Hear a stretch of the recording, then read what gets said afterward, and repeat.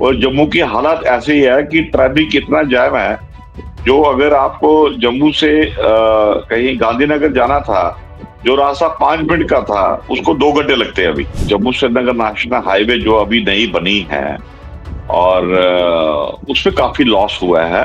करीबन 1,000 करोड़ का नुकसान हो चुका है अभी 18 दिन में। जिन लोगों के मकान खड़े हैं वो खिसक रहे हैं, जमीनें खिसक रही हैं। मैं आपको जम्मू सिटी की बात बता रहा हूँ। नमस्कार, मैं हूं संजीव श्रीवास्तव। आप देख रहे हैं 4 PM न्यूज नेटवर्क।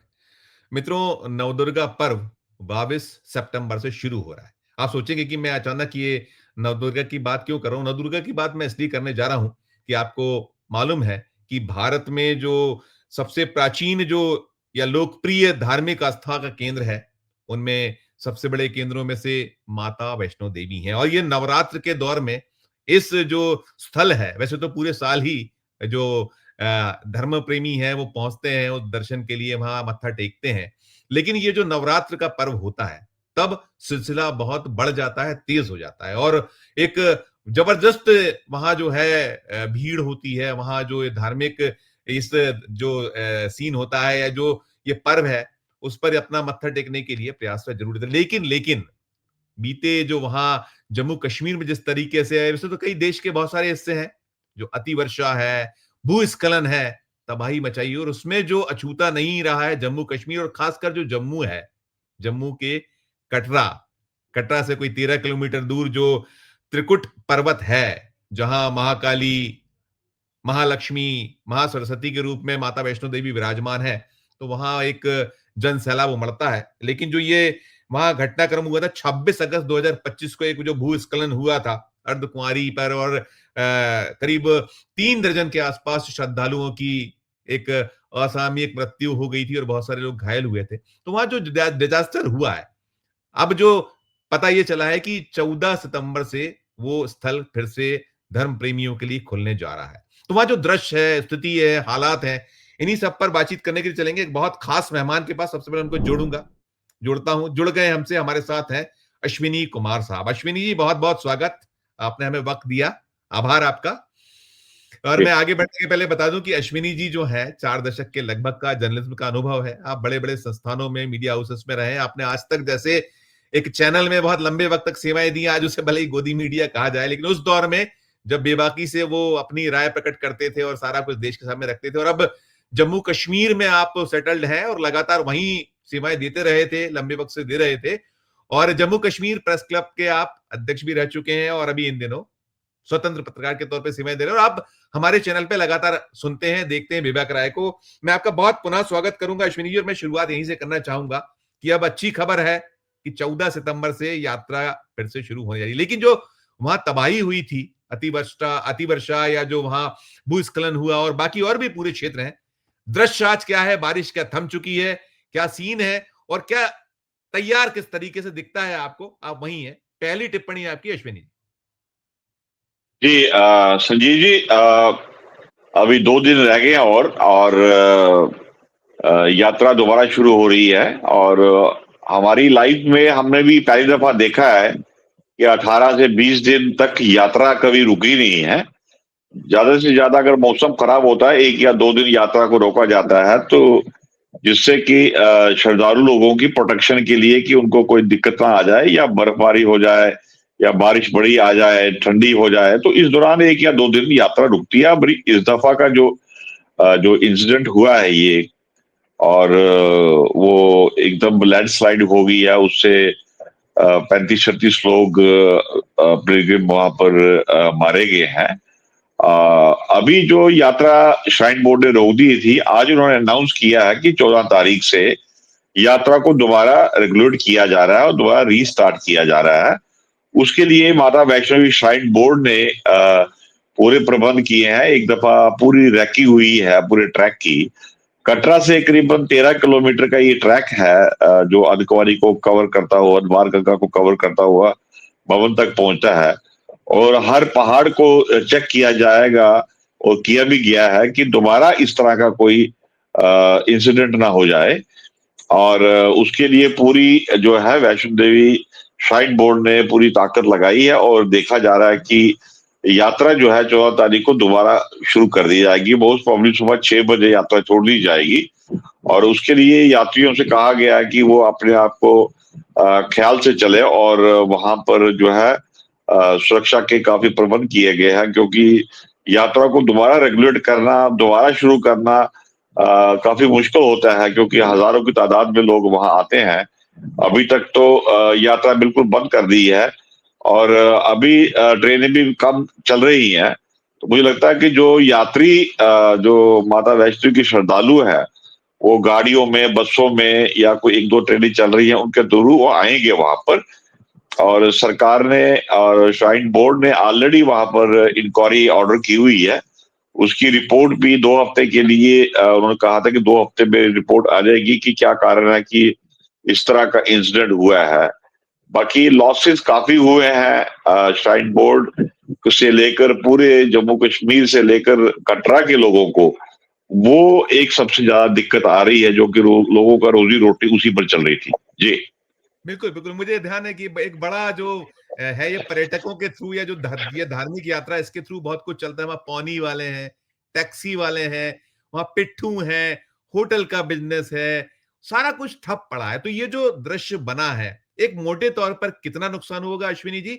और दूसरा, चाहे वो केंद्र की सरकार हो या जम्मू कश्मीर में चुनी हुई सरकार तो उमर अब्दुल्ला साहब की है, लेकिन उमर अब्दुल्ला साहब की वहाँ एलजी साहब सब कुछ है। तो किस तरह का आपने पाया है, आप क्योंकि सुधी जर्नलिस्ट हैं, तो क्या जो मिलनी चाहिए थी राहत या क्या उसका सीन है, उसको हमारे दर्शकों को बताइए कि नुकसान लगभग कितना, क्या वहां ठप पड़ा है रोजगार अब तक और उनकी कैसी स्थिति अभी बनी हुई है? इस पे एक नोट छोटा सा।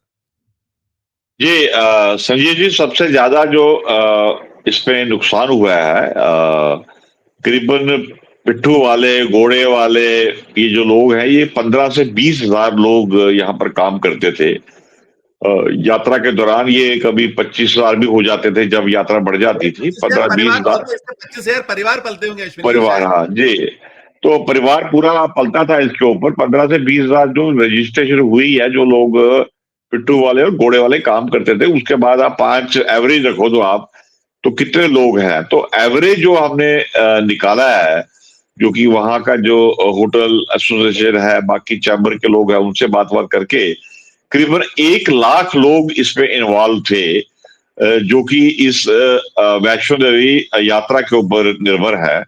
उसमें से करीब जो एस्टिमेटेड जो किया गया है, करीबन 1,000 करोड़ का नुकसान हो चुका है अभी 18 दिन में। अभी 18 दिन का आज 18 दिन है। अभी 2 दिन और है, अभी 13 और 14 तारीख को शुरू होगी यात्रा, जिसमें से 400 से 500 करोड़ रुपया जो है होटल एसोसिएशन वाले कह रहे हैं कि उनका लॉस हुआ है। और उसके साथ साथ जो है माता वैष्णो देवी श्राइन बोर्ड, जो कि जो उनका कोई काम नहीं था और सारे इम्प्लॉइज हैं, तो करीब करीब जो है 15 करोड़ रुपया पर मंथ जो है उनका सैलरी का कंपोनेंट आता है उसमें। तो वो आपको उनको देना ही देना है। तो उसका आप सैलरी काट नहीं सकोगे, तो उनका भी लॉस हो रहा है। उसके साथ साथ जो दुकानें हैं, जो माता वैष्णो देवी ऊपर जो दुकानें हैं, जो कि ऑक्शन हुई है, एक एक दुकान 8-9 करोड़ रुपए की पर मंथ के हिसाब से वो ना जाता है। तो उनको पर मंथ, पर डे के हिसाब से कितना लॉस हो रहा है, और करोड़ों में दुकानें वो ऑक्शन हुई है। तो उनका क्या बनेगा इसके बारे में अभी कोई पता नहीं है। तो इस जनरल जो है, इसके साथ आपका ट्रांसपोर्ट का बिजनेस है, आपका जो रेलवे का कितना लॉस हुआ है, रेलवे की कितने ट्रेनें चलती थी, उसका कितना लॉस हुआ है, वो लॉस एक्स्ट्रा है। तो करीब 1 लाख लोग जो है इस यात्रा के साथ जुड़े हुए थे और उनके परिवार थे। आज उनकी हालात खराब हो गई है और होटल बिल्कुल खाली पड़े हुए हैं और कोई यात्री नहीं आ रहा था। अभी सबकी उम्मीद ये है कि 14 तारीख के बाद जैसे यात्रा खुलेगी तो उनका रोजी रोटी दोबारा शुरू होगा। इसकी वजह से इतनी दिक्कत आई। ये दिक्कत तो हमने भी कभी अपनी जिंदगी में अपने इस दौरान नहीं देखी है कि 18 से 20 दिन तक यात्रा बंद हो गई है। एटलीस्ट 86 के बाद जब माता वैष्णो देवी श्राइन बोर्ड ने टेक ओवर किया था, और तब से यात्रा बढ़ती जा रही है। 1 करोड़ के करीब, कभी 80 लाख, कभी 90 लाख, करीब करीब 1 करोड़ भी पहुंच जाती है, एक दो दफा पहुंच गई है। तो आप देखिए कि इतना लॉस जो है वो कैसे कवर होगा, रिकवर अगर और होगा। जी, यात्रियों को जो है वो यात्रा नहीं कर पा रहे हैं। जी। बिल्कुल। अश्विनी जी, मैं थोड़ा-सा दृश्य दिखाता हूँ। कुछ मैं दृश्य मेरे पास हैं, जो उस मंज़र के, हालाँकि वो अब त्रासदी को कहीं उस पे आप कह रहे हैं कि हो गई तैयारी तो निश्चित, लेकिन वो दृश्य ज़रूर थोड़ा-सा एक द द दर्शकों को, क्योंकि स्मरण शक्ति थोड़ी-सी हम लोगों की कम होती है, अब 18-20 दिन हो रहे हैं, तो मैं छोटे से दृश्य दिखाता हूँ। देखिएगा आप दृश्य।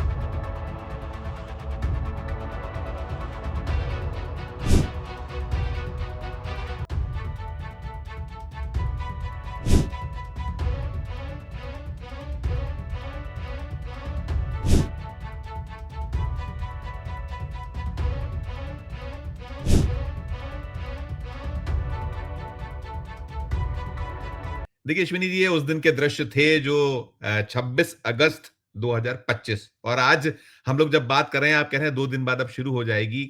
और इसमें जो राहत की बात हो या कुछ पैकेज जैसी, क्योंकि जम्मू जो है पूरा का पूरा, मैं कश्मीर पे अलग किसी दिन आपसे, मैं भी स्पेसिफिकली माता वैष्णो देवी के बारे में और श्राइन बोर्ड के बारे में आपने बता ही दिया कि 1000 करोड़ तो सीधे सीधे बताया, फिर रेलवे का भारी नुकसान, फिर ऊपर दुकानों का भारी नुकसान, बहुत अलग अलग। क्या राहत, क्या बचाव, क्या पैकेज, कुछ खासकर ये जो गरीब लोग हैं जम्मू कश्मीर में, सीधे कहें तो आज की तारीख में केंद्र के ही हवाले है। जम्मू एलजी साहब ही सब कुछ देख रहे हैं जो निकलता है। हम मैंने उमर अब्दुल्ला साहब से भी बात करने की कोशिश की थी, उन्होंने कुछ चीजें बताई हैं, हम ऑन एयर उनको लेंगे। लेकिन जो स्थिति है, आपके पास क्या फीडबैक है, क्या कुछ निकला, क्या कुछ आया, कितना मिला, इस पर एक छोटा सा नोट। जी, संजीव जी, अभी तक सरकार की तरफ से कोई ऐसी घोषणा नहीं की गई है कि जो ये वैष्णो देवी के जो घोड़े वाले, पिट्ठू वाले हैं, या दुकानदार, छोटे-छोटे दुकानदार हैं, जो रेहड़ी वाले हैं, जो कि रोज़ी-रोटी उसी पर चलती थी, या टैक्सी वाले हैं, जितने भी इन्वॉल्व हैं इसमें, हज़ारों की तादाद में, ना तो अभी तक श्राइन बोर्ड की तरफ से कोई ऐसा अनाउंसमेंट हुई है, क्योंकि श्राइन बोर्ड अपने आप लॉस पर चल रहा है। और ना ही जो है government of Jammu and Kashmir की तरफ से कोई ऐसा अनाउंसमेंट हुई है, ना ही केंद्र की तरफ से कि इन लोगों का आखिर बनेगा क्या। क्योंकि वहां पर लॉस रिवर खाली जो इन्होंने जो माता वैष्णो देवी के जो श्रद्धालुओं की जो डेथ हुई थी, उनकी बॉडी को पहुंचाना, उनके घर पहुंचाना, उनको जो कंपनसेशन दिया है, और जो इंजोर्ड है उनको हेल्प की है, उसके अलावा जो है अभी तक कोई ऐसी अनाउंसमेंट नहीं हुई है कि जो टैक्सी वाला, ऑटो वाला है, हज़ारों की तादाद में लोग वहाँ पर काम कर रहे हैं। मैंने आपको बोला कि 1 लाख लोग जो इसमें इन्वॉल्व हैं, इसमें 15 से 20 हज़ार जो लोग हैं, जो पिट्ठू वाले और घोड़े वाले हैं, और प्लस उनकी फैमिली जोड़ दी है साथ। तो उनको अभी तक कोई ऐसा रिलीफ नहीं मिला है, और केंद्र सरकार को वो रिलीफ देना है, क्योंकि जम्मू कश्मीर सरकार के पास पैसा नहीं है, और वो अपना कुछ कर नहीं सकते हैं। तो अभी जो रिलीफ इकट्ठा होगा चीफ मिनिस्टर रिलीफ फंड में, उसमें से कितना पैसा दे पाएंगे, जब मैं आपको बता रहा हूँ कि 1000 करोड़ का इनका लॉस हुआ है, तो नहीं, वो तो लॉस वो आपने कैसे पूरा होगा। एक क्षेत्र का बताया, एक क्षेत्र में है, ज्यादातर लाभ एक क्षेत्र में, बाकी जुड़ी हुई चीजें भी कुछ कुछ हैं, क्योंकि आप एक पूरा का पूरा ग्रुप बनता है उसमें। जी, मैं जैसे मैं आपको बता रहा हूँ, अभी तो माता वैष्णो देवी श्राइन की बात हम कर रहे हैं।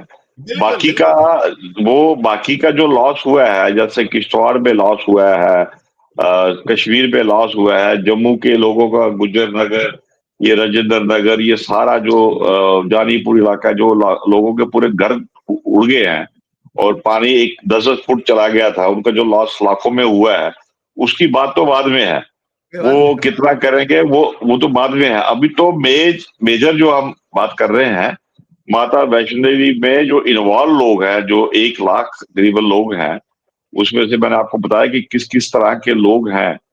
उनका अभी तक कोई सरकार की तरफ से कोई अनाउंसमेंट नहीं हुआ है, या श्राइन बोर्ड की तरफ से कोई अनाउंसमेंट नहीं हुआ है कि उन लोगों को उनका घर कैसे चलेगा, आगे यात्रा कब शुरू होगी, कब ट्रेनें चलेगी। अभी 30 सितंबर तक तो रेलवे वालों ने most of the train cancel कर दी हैं। इक्का दुक्का ट्रेनें चल रही हैं। अभी आपने देखा होगा कि अ, करोड़ों रुपए की जो है एप्पल जो है, कश्मीर का एप्पल, वो तबाह हो गया है। और जी, अभी जम्मू में मैं उस पे आ रहा हूँ, 100 रुपए अश्विनी का। अश्विनी अश्विनी उस पे मैं आ रहा हूँ, उससे सवाल सीधा करूंगा आपसे, बिल्कुल है वो सवाल बनता है। मैं एक चीज ये पूछा, आपने 1 लाख लोगों का कहा, लगभग लगभग प्रभावित है, जो आज लगभग सड़क जैसी स्थिति है, उसमें गरीबों की संख्या बहुत बड़ी होगी, क्योंकि वो 25-30 हजार पौनी वाले, और उनके फिर हम परिवार जोड़े तो वो लाख लाख से ज्यादा। इनमें देखिए मुझे ध्यान है, मैं कई बार वैष्णो देवी माता रानी के यहाँ मत्था टेक के आया हूं। बहुत बड़ी संख्या में वहां मुस्लिम्स हैं जो ये सेवा करते हैं और निस्वार्थ भाव से करते हैं। क्या इनकी संख्या कितनी होगी लगभग ये परिवारों की सर? ये 15 से 20 हजार बोल रहा हूँ, पोनी वाला पिट्टू वाला। तो आप 50% कम से कम इनकी जो है संख्या होगी, जो कि दूर एक लाख दराज। एक लाख में एक लाख में 50,000 मान के चले हैं, लगभग लगभग जैसे आप कहते हैं। इस वक्त 30-40 हजार लोग कम से कम जो है इनकी इन्वॉल्वमेंट है। पिट्ठू वाले और घोड़े वाले 50% इनके लोग हैं। और वो पुंछ, राजौरी, उधमपुर, रामनगर, बुद्धल, रियासी, कहाँ कहाँ से लोग आते हैं और वो घोड़ा वहां से किराए पर लेते हैं और घोड़े को चलाते हैं और पर डे घोड़े वाले मालिक को पैसे देते हैं। और टैक्सी वाले भी अलग, वो भी उनकी संख्या अलग है, वो भी बड़ी तादाद में है। बड़ी तादाद में टैक्सी चल रही है, जो जम्मू से श्रीनगर और श्रीनगर से श्रीनगर दिल्ली। वो जो यहाँ से जो पिलग्रिमेज होती है, जैसे कटरा से रिलीजियस पिलग्रिम सरकार ने बढ़ाई है, तो कटरा से फिर लोगों को वो लोग कुछ पत्नीटॉप जाते हैं, पत्नीटॉप से आगे फिर कश्मीर जाते हैं, तो पहलगाम बीच में, वो पहलगाम था पहलगाम जाते पहलगाम। हैं। जी। तो ट्रेन तो अभी शुरू हुई है कुछ समय पहले, उससे पहले उससे जो है 95% लोग ऐसे ही जाते थे, वो बाय टैक्सी जाते थे। तो वो टैक्सी वालों की हालत खराब है, उन्होंने लोन लेके रखे हुए हैं और वो उनको भी काफी दिक्कत आ रही है, क्योंकि काम कुछ नहीं है। यात्री तो जी कुछ नहीं आ रहा, बिल्कुल बाई एयर यात्री, कितने यात्री आएंगे जम्मू के लिए? वो भी वही लोग आएंगे जो इमरजेंसी में फंसे हुए हैं। अदरवाइज नॉर्मल रूटीन का ट्रैफिक अभी आया नहीं है, उसको टाइम लगेगा अभी। जी। बिल्कुल। अश्विनी जी, 2-3 चीजें और भी देखिए। कुछ बीच में हुआ था कि कुछ आतंकवादी हमले जम्मू में हुए थे, एक चीज उसने बहुत प्रभावित किया। फिर ये जो बारिश ने पूरी की पूरी कमर लगभग तोड़ दी, और इसके अलावा जो नई सड़कें, पुल पुलिया जो ये मोदी जी की सरकार के दौर में बने हैं, या जो सारा का सारा इंफ्रास्ट्रक्चर खड़ा हुआ है, इसके नुकसान की क्या स्थिति केवल जम्मू रीजन में, जो आपका खासकर मैं वैष्णो देवी कनेक्टिंग पूछूं तो सिर्फ उतना आप बताइएगा।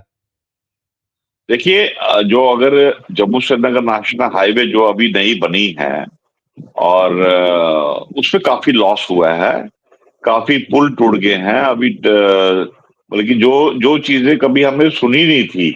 और ये जम्मू तक जो है, जो टनलें बंद हो गई, ऊपर से पहाड़ गिर गए, टनल तो बन गई पर पहाड़ गिर गए, तो ट्रेन कैसे चलेगी? कई दफा तो ट्रेनें रुक गई रास्ते में। क्या हो गया जी, ट्रेन वो जम्मू के आगे जो है जगह है एक, सिदरा जगह है, फलाए, वहां पर जी ट्रेन रुकी है, क्योंकि पहाड़ पर ऊपर से वो गिर गया है। इसी तरह जो है जम्मू श्रीनगर नेशनल हाईवे में काफी नुकसान हुआ है, पंथियाल का इलाका, रामबन और बनिहाल के बीच में। ये तो कहीं तो बिल्कुल सड़कें जो है गायब ही हो गई हैं और बिल्कुल धंस गई हैं। अभी कल से इन्होंने ट्रैफिक छोड़ा है, हल्का पहले ट्रैफिक छोड़ा था, वो निकल गई। जैसे उन्होंने ट्रक छोड़े तो ट्रक फंस गए उसमें, क्योंकि जमीन ही दब गई। तो वो सारा जो है ये क्योंकि जितना ब्लास्ट हुए हैं, जितने ये पहाड़ टूटे हैं, जितनी टनलें बनी हैं, उससे जो पहाड़ डिस्टर्ब हुए हैं, इकोलॉजी में। अंग्रेजों के दौर के इंफ्रास्ट्रक्चर खड़े हुए हैं और यहाँ के अभी नए वाले हो गए, ये भी एक विडंबना है शायद। क्या कहते हैं? अभी मैंने देखा है बड़ी, अभी पंजाब में इतना फ्लड आया है, तो वहां से एक कोई लोकल रिपोर्टर कर रहा था कि ये जो पुल है, पंजाब का पुल है जो कनेक्टेड टू जम्मू था, ये तो सारा डिस्टर्ब हो गया, टूट गया है। बट ये जो पुल बना हुआ है सुजानपुर के लखनपुर के पास, वो कह रहा था कि ये माधोपुर वाला पुल जो है, मलिकपुर वाला पुल, ये 47 से पहले बना हुआ है और ये अरे अभी ठीक है। तो ठीक ठीक है, उसका देखिए। स्पॉट से बड़ा अच्छा था कि ये 47 से पहले का बना हुआ है, ये सेफ है, बाकी के पुल टूट गए। तो इस तरह जी के जो चीजें हैं जो 47 से पहले अंग्रेजों ने बनाई हुई है, वो सॉलिड चीजें की बनी हुई है। और अभी ये देखा है कि कितना अभी जम्मू में यहाँ भगवती नगर का ब्रिज 2014 में भी ब्रिज हो गया था, अभी फिर टूट गया है और इस दफा ज्यादा डैमेज हुआ है। और जम्मू की हालत ऐसी है कि ट्रैफिक इतना जैम है, जो अगर आपको जम्मू से कहीं गांधीनगर जाना था, जो रास्ता 5 मिनट का था उसको 2 घंटे लगते हैं अभी। माय गॉड, 2 घंटे लगते हैं। तो ट्रैफिक इतना जैमिंग है कि एक पुल बिल्कुल बंद हो गया, भगवती नगर का पुल जो है वो बिल्कुल बंद हो गया है, उस पर कोई मूवमेंट नहीं है। हालांकि आर्मी ने वहां पर बैली ब्रिज बनाया है। जैसे उन्होंने बनाया, अभी कुछ घंटे चला तो नीचे से वो मिट्टी खिसक गई, वो बंद कर दिया उन्होंने। अभी उन्होंने हल्का हल्का ट्रैफिक छोड़ रहे हैं, बट अभी टाइम लगेगा इसको वापस लाने में। सरकार का काफी पैसा देना पड़ेगा इसको, अदरवाइज सरकार को बड़ी मुश्किल हो जाएगी कि आखिर चलेगा कैसे। जी। करेक्ट। नहीं अश्विनी जी, एक चीज और जानना चाहूंगा। देखिए, दो बहुत महत्वपूर्ण बात है। एक तो आपने कहा कि 1 लाख लगभग लोग प्रभावित हैं, इसमें अभी तक राहत और बचाव जैसे होने चाहिए, और आपने कहा जम्मू कश्मीर की सरकार के पास पैसा नहीं, केंद्र की सरकार ने अब तक कोई इस ओर सुध नहीं ली। मैं एक प्रश्न ये भी करना चाहूंगा, मुझे जो ध्यान है जम्मू में तो जो आपका मोस्ट जो ज्यादा से ज्यादा विधायक शायद बीजेपी के ही हैं, तो चाहे वो, हम इसमें नहीं जाते, ये गलत है कि हिंदू और मुसलमान, वो सवाल इसलिए पूछा था कि अक्सर ये चश्मे होते हैं, ये लोग क्या कर रहे हैं? भारतीय जनता पार्टी के विधायक शायद ज्यादा, उसकी भी संख्या भी बताइएगा। इन लोगों के प्रयास क्या हुए? ये लोग क्यों नहीं केंद्र की सरकार से कुछ ला सकते थे? इस पे एक नोट सर आप।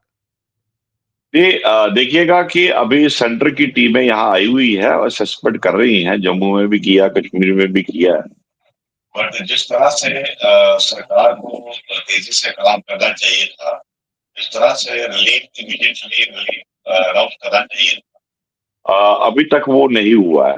मुझे याद है जब 2014 में फ्लड्स आए थे तो एकदम गवर्नमेंट ने अनाउंस कर दिया था। अभी इतने दिन हो गए हैं, कोई इस तरह का कोई अनाउंसमेंट नहीं हुआ कि हम इतने करोड़ देंगे या इस तरह के लोगों को हेल्प करेंगे। जिसका मकान 10 लाख का खर्च हो गया, टूट गया है, तो मकान उड़ गया है, तो आप उसको 50,000 या 60,000 रुपया दे दोगे तो उसका क्या बनेगा। Right but sir. अभी तक ये रिलीफ भी नहीं मिल पा रहा है, जिसकी वजह से लोग परेशान हैं। आखिर जाए तो जाए कहाँ? अभी जो जिन लोगों के मकान खड़े हैं वो खिसक रहे हैं, जमीनें खिसक रही हैं। मैं आपको जम्मू सिटी की बात बता रहा हूँ।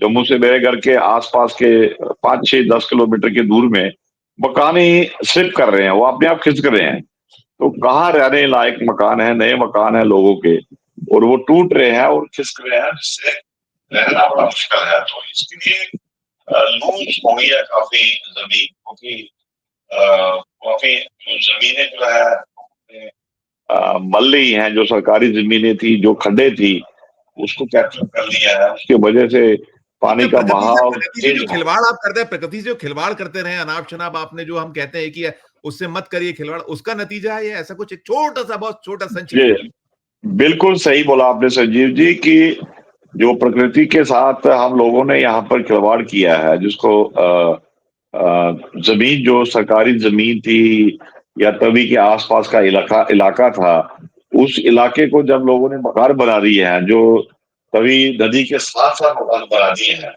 जहाँ के पहले वहां बंद होते थे, वो बंद तोड़ के लोगों ने मकान बना दिए हैं। जो नाले थे वहां पर मकान बना दिए हैं। तो जैसे पानी आया ऊपर से, तो जो जो रास्ते में था उसने सबको बहा दिया है, वहां पर मकान तोड़ दिए हैं। वो मकान ही दिख नहीं रहे हैं, वहां है ही नहीं, नामो निशान ही मकानों का नहीं है। तो मैं नेचुरली बहुत स्वाद है। जी अश्विनी जी, मैं एक पूछना चाहूंगा, मोदी जी ने भी लगातार कुछ दौरे किए थे पहले चुनाव के समय, और अभी हाल में गए थे जब वो, उन्होंने वो चाहे वंदे भारत जैसी ट्रेनें दी हों, और वो जो कटरा का स्टेशन जो समर्पित किया था, लोकार्पित किया था, बड़े वादे किए थे। तो सुध ना लेने की वजह, आप एज ए बहुत सीनियर जर्नलिस्ट हुई, क्या दिखता क्या है? क्यों इतनी आप निगाह, देखिए बिहार के लिए पैकेज पे पैकेज अनाउंस हो रहे हैं, चुनाव है, इधर आप खुला हुआ एटीएम जो आंध्र प्रदेश चले जाइए। तो ये जो पीड़ित परेशान लोग हैं, हमने देखा भी हिमाचल में, आप सिर्फ देख के आए 1500 करोड़, आपने पंजाब को दिया 1600 करोड़। मैं ये नहीं कहता, आकलन होता रहेगा, लेकिन आप जो पहली नजर में दिख रहा है, लोगों ने कहा कि 1600 करोड़ रुपए के तुम्हारे मवेशी बह गए, पंजाब के लोगों ने कहा पाकिस्तान चले गए। कैसा ये, इसको कैसे देखिएगा एज ए आप जर्नलिस्ट, आपकी अपनी प्रतिक्रिया खासकर जम्मू पे जरूर बताइए आप। ये अभी सबसे ज्यादा लॉस जो है जम्मू में हुआ इजाफा in comparison to Kashmir valley, जो 2014 में कश्मीर में ज्यादा हुआ था, इस दफा जम्मू में ज्यादा हुआ है। चाहे वो चिनाब रिवर के साथ साथ का इलाका हो या तवी रिवर के साथ साथ का इलाका हो। और कश्मीर में भी लॉस हुआ है, जो कि झेलम के साथ साथ जब पानी छूटा है तो काफी गांव में पानी चला गया, फसलें खराब हो गई हैं। और अभी तक सरकार को अनाउंस करना चाहिए था मुझे लगता है कि आने वाले दिनों में इसमें इसमें जो सरकार को पाकिस्तान इस का पाकिस्तान पाकिस्तान का पानी रोकना भी कुछ उसमें शामिल, कुछ देखते थे, है कुछ उसमें? नहीं संजय जी, अभी जो पानी इतना आ गया था कि हमें अपने फ्लड गेट्स खोलने पड़े। हमें अपने सलाल प्रोजेक्ट या बगलियाल हाइडल प्रोजेक्ट को बचाने के लिए इतना पानी आ गया था कि हमें सारे गेट खोलने पड़े। तो वो पानी आप कैसे रोक सकते हो जब लेकिन आपने जो स्टोर पानी पाकिस्तान। था, उसने स्टोर जो स्टोर था हमारे पास पानी, उसने भी, वो भी कोई तबाही की वजह बना, कि ऐसा मान सकते हैं, देख सकते हैं क्या आप, क्या उसमें लेकर आपको नहीं, ऐसा नहीं है। पानी का पीछे से काफी फ्लो आया था और ग्लेशियर पिघल रहे हैं, जो कि चिनाब का पानी आया है, वो ठंडा पानी आया है वो। और तभी का पानी इतना है कि रामनगर इलाका और उधमपुर से ऊपर इतनी बारिश हुई है। मैंने भी पिछले 10-15 सालों में इतनी बारिश कभी देखी नहीं है। और वो जो फ्लो है वो तवी में आया, तवी के साथ उसने पूरा लोगों को लपेट लिया है। उससे काफी लोगों को लॉस हुआ है। और मैंने आपको बताया कि जहां जहां एनक्रोचमेंट हुई है, जहां जहां सरकार ने एक तवी का ये भी है कि जो अभी तवी रिवर फ्रंट बन रहा है, लोग कह रहे हैं, लोग उसकी वजह से पानी को उन्होंने थोड़ा सा रोका है। और उसने उसकी वजह से पानी के फ्लो को, जो जिस तरह से फ्लो को पाकिस्तान जाना था वो नहीं आया, तो उसकी वजह से राजेंद्र नगर और साइंस कॉलेज का आसपास का इलाका पूरा पानी में डूब गया था। करीबन 6 से 10 फुट तक पानी चला गया था। जी। बिल्कुल। मैं 2-3 सवालों में खत्म करूंगा, बहुत छोटे-छोटे सवाल होंगे। एक सवाल तो मेरा खास ये होगा, आप अभी हम बात कर रहे हैं सेब की फसल की, आपने बात की। जो मैं जम्मू का, मुझे मालूम है धान है, गेहूँ है, मक्का है, सरसों यहाँ की फसल है, फिर आम, खुमानी, नींबू, अखरोट, बादाम और केसर तो है ही।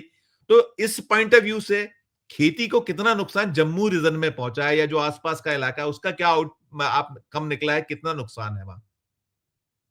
काफी नुकसान काफी हुआ है। जम्मू के इलाके में काफी नुकसान हुआ है। ऐसे कश्मीर में भी काफी नुकसान हुआ है। जैसे आपने सेब का, बाकी का जो है, सबसे ज्यादा नुकसान जो है हॉर्टिकल्चर में हुआ है, सेब में। उसकी कंडीशन में आपको ये बता दूं कि लोग जो है ट्रकों से अपना सेब निकाल के नेशनल हाईवे पर ही फेंक रहे हैं। वो वापस जा रहे हैं ट्रक को लेकर। जब सेब ही सड़ गया तो दिल्ली लेने का फायदा नहीं है। जो कोई थोड़ा बहुत बचा है, जिसका जिसका 10-20-25% बचा हुआ है, वो जम्मू में इस वक्त ये हाल है कि 100 रुपए का सेब जो है 4 किलो मिल रहे हैं। 3 किलो 4 किलो 100 रुपए के। तो ये हालत है कि जो 100-150 रुपए का सौ था, वो 100 रुपए में 4 किलो 3 किलो नॉर्मल मिल रहे हैं। तो कुछ जो अब ट्रेनें चली हैं आज से, उससे कितना फर्क पड़ेगा। और उन्होंने बड़गाम से शुरू किया, कश्मीर कश्मीर से सीधा बड़गाम से दिल्ली आदर्श नगर तक। तो वो वहां तक वो कितना बच पाएगा, वो भी देखना है कि क्या वो ट्रेन जो बोगियां हैं वो क्या एसी बोगियां हैं कि विदाउट एसी बोगियां हैं। क्योंकि बोगियां तो बंद हो जाएंगी। ट्रक में जब आप चलते हो तो हवा चलती रहती है, तो सेफ बच जाता है। वो दिल्ली पहुंचते पहुंचते वहां क्या कंडीशन होगी, वो भी एक चीज देखने वाली है। एक सेब जी। पे अलग से करूंगा, मैं सेब पे अलग से करूंगा, अलग करना है मुझको।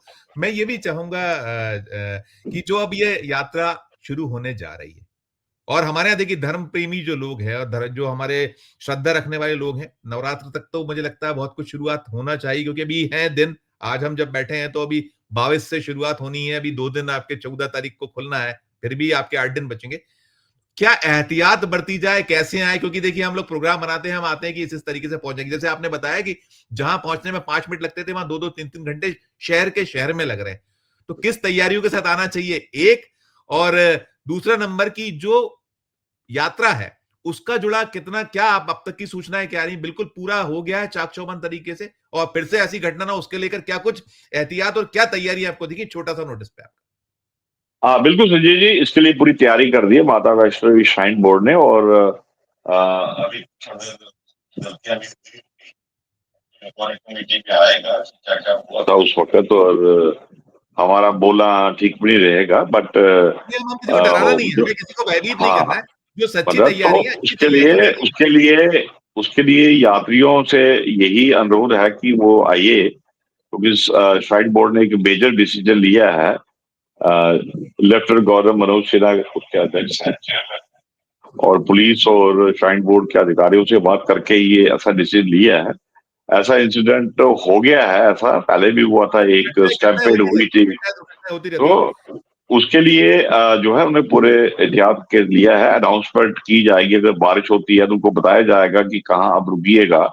पहले भी होती है, ऐसा नहीं है। पहले इस दफा क्या हुआ है वो अलग से बात है। बट यात्रियों को बारिश वारिश हो, सब कुछ हो, वहां पर उनको वो बरसाती मिल जाती है, या घर से लेके आइएगा। मौसम ठीक है, इस वक्त कुछ सर्दी का मौसम नहीं है। एवरेज जो हम देखते हैं कि ये 9 दिन जो है यात्रा के दौरान करीबन 3 लाख लोग जो है यात्रा में आते हैं। क्योंकि मैं भी रेगुलर इसको हर कवर दिन हर किया है दिन हर यात्रा दिन को। हर दिन हर दिन 3 लाख, हर दिन 3 लाख या 9 दिन हर में 3 लाख? हर दिन नहीं, 9 दिन में 3 लाख लोग एवरेज जो है वो मिलता है। जी। और यात्रा जब पीक पीक टाइम पर होती है तो एवरेज 3 से 4 सेकंड जो है यात्री को दर्शक को मिलते हैं जब पीक पर होती है। जब 40-50 हजार यात्री चले जाती है तो एवरेज जो है जो इस दौरान जो है 10 से 15 हजार। और जब जून जुलाई में जब छुट्टियां होती हैं तो उस वक्त 50 हजार भी तक यात्रा जाती है। कैपेसिटी जो है ये भवन की जो कैपेसिटी है 22 से 25 हजार तक कैपेसिटी है। 25 हजार के बाद वहां पर यात्रियों को संभालना बड़ा मुश्किल हो जाता है, क्योंकि वहां पर पानी भी चाहिए, टॉयलेट भी चाहिए, बिस्तर भी चाहिए, रहने का प्रोग्राम भी चाहिए, खाना पीना भी चाहिए। तो कैपेसिटी जो है वहां पर 22 से 25 हजार की कैपेसिटी है। उसके बाद यात्रा को रोक दिया जाता है। बट मुझे लगता है कि पूरी तैयारी हो गई है। लोगों को काफी लॉस हुआ है और श्राइन बोर्ड ने इसके लिए अनाउंस कर दिया है कि 14 तारीख से यात्रा को छोड़ा जाएगा। जी। बिल्कुल। मैं एक चीज और पूछना चाहूंगा। देखिए, जो कह लीजिए जो अफोर्ड कर सकते हैं उनके लिए हेलीकॉप्टर सर्विसेज है, उनकी क्या पोजीशन है? जो या बाकी जो कारें हैं, जो आपकी वो कार चलती है, जो अगर हेलीकॉप्टर ना मिले तो उस कार से चली जाइए, जो आप केबल कार है, इनकी क्या तैयारी है? इनको लेकर क्या है? जी, दोनों की। जो संजय जी, क्योंकि जो हेलीकॉप्टर सर्विस है, चॉपर सर्विस है, वो बीच शुरू हो जाएगी।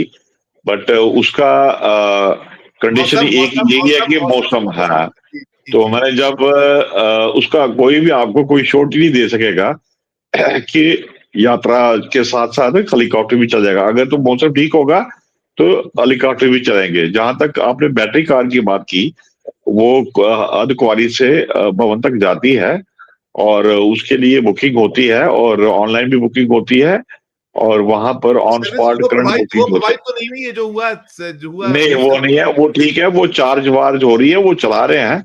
वो भी चलेगी, वो बुजुर्गों के लिए, बीमारों के लिए वो दी जाती है। उसकी करंट बुकिंग भी वहां ऑन स्पॉट होती है, और ऑनलाइन भी बुकिंग होती है, वो भी चलेगी, सारा चलेगा उसके साथ। जी। बिल्कुल।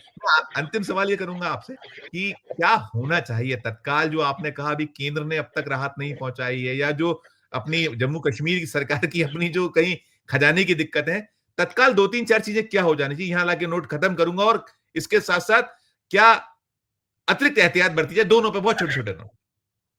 ये संजय जी, सबसे पहले ये है कि जो श्राइन बोर्ड के जो लोग हैं, इन्वॉल्व हैं इसमें।